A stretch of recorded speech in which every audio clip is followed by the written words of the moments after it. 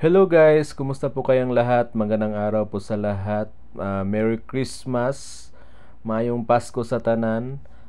Nandito tayo ngayon guys sa bar na pinagtrabahoan ko guys sa Damosa Compound. Sa mga hindi nakakaalam guys, sa mga nagtatanong kung saan yung bar, nandito kami sa Damosa Compound, malapit kami sa Microtel.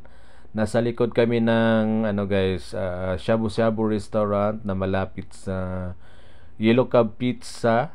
Then may katabi kaming Korean restaurant saka Only Wings.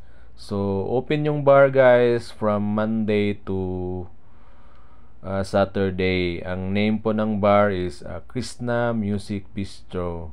So open kami from Monday to Saturday from 6 p.m. to 1 a.m. So for today's video guys, gagawa tayo ng margarita.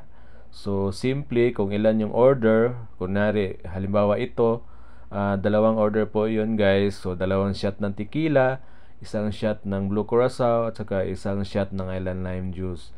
Paghaluin nyo lang yan, lagyan nyo ng ice, saka i-blend nyo yan. So kung meron kayong crushed ice, mas mainam po yung crushed ice yung gamitin nyo guys para hindi masyadong mahirapan yung blender nyo. So ayun nga, ang Krishna Music Bistro guys ay may may live entertainment kami guys from may live band kami from Monday to Saturday. From 8:30 mag-open yung bar 6, pero yung banda guys mag-start ng 8:30, from 8:30 to 12 midnight. 3 sets po yan sila guys. So ready to serve din yung margarita natin guys. Maraming salamat sa lahat for watching this video.